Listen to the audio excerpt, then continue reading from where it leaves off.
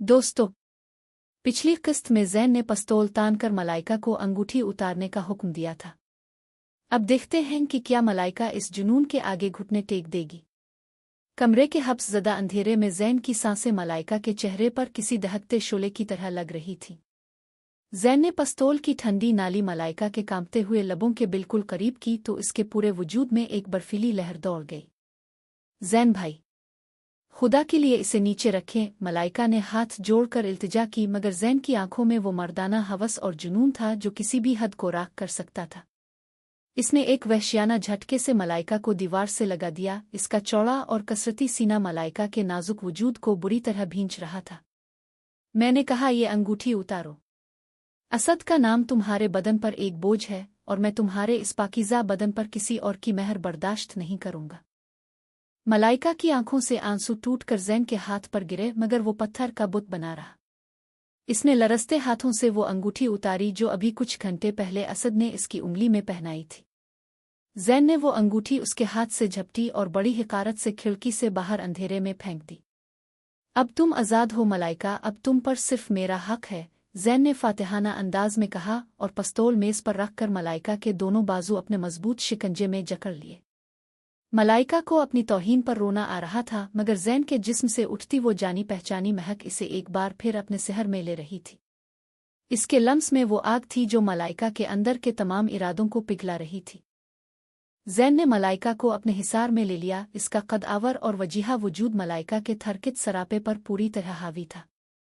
इसने इसके कान की लो के पास सरगोशी की, जिससे मलाइका के रूंटे खड़े हो गए।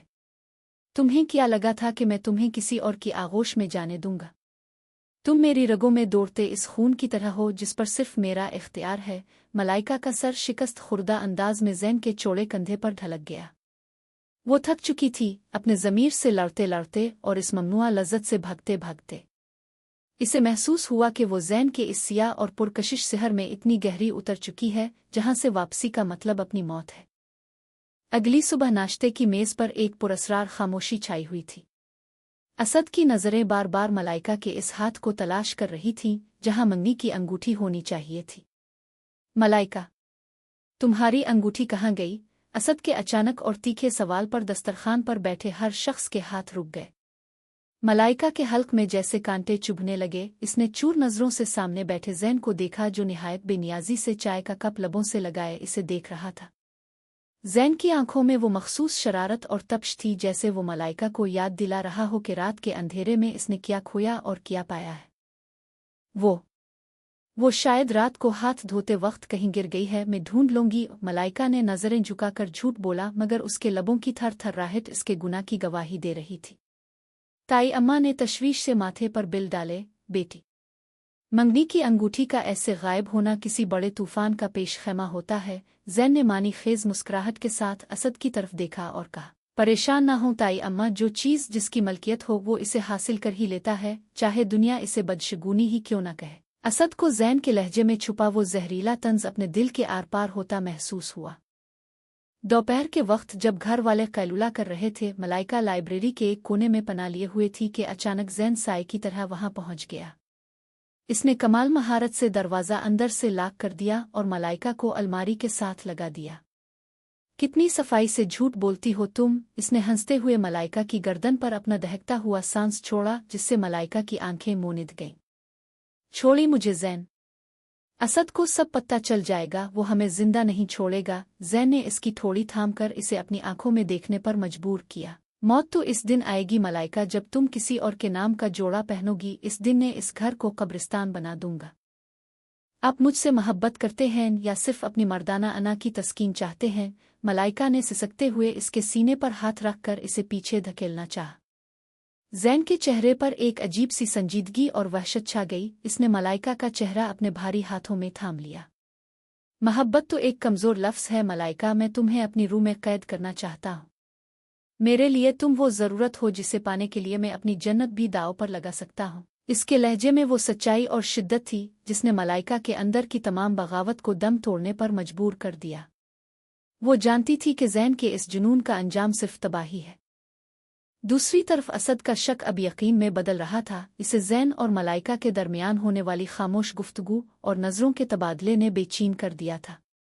इसने लाइब्रेरी का बंद दरवाज़ा देखा तो इसके माथे पर गुस्से के बिल आ गए। इसे अंदर से मलाइका के दबी दबी सिसकियों और किसी मर्द की सरगोशियों की आवाज़ आई। असद का खून खौल उठा। इसने पूरी कुव्वत से दरवाज़ा पीटना शुरू कर दिया, जैसे वो दीवारें गिरा देना चाहता हो। मलाइका, दरवाज़ा खोलो। अंदर कौन है तुम्हारे साथ? असद की गरजदार पुकार ने पूरे घर की खामोशी को चीर कर रख दिया।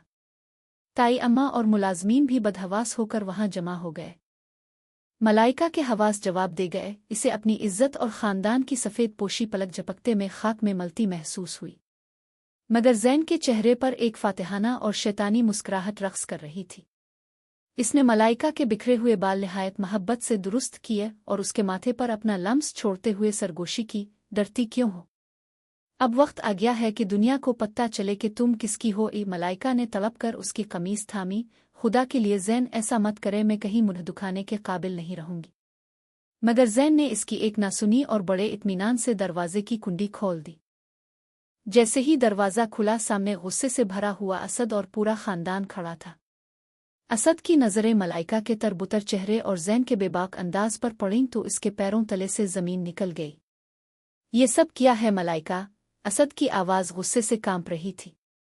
ज़ैन ने निहायत सुकून से एक कदम आगे बढ़ाया और असद के सामने सीना तान कर खड़ा हो गया।